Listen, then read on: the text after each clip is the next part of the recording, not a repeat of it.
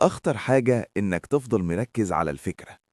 كل ما تقول ما فكرش في الموضوع هتفكر فيه أكتر، لأن التركيز هو الوقود. الكتاب بيشرح مبدأ بسيط: مش لازم تقنع الفكرة تمشي، بس انقل انتباهك لحاجة مفيدة. الفكرة زي ضيف تقيل، لو قعدت تناقشه هيفضل، لو تجاهلته ومشيت هيزهق.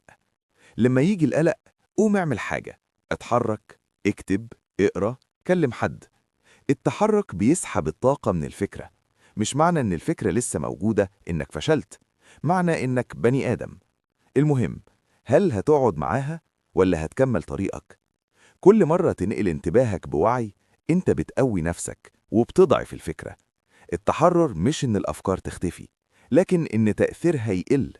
لو حابب تبدأ تطبق الفكرة دي، اكتب هتحرك رغم الفكرة. اشترك في القناة عشان نكمل وعي سوا، وما تنسوش تصلوا على النبي صلى الله عليه وسلم.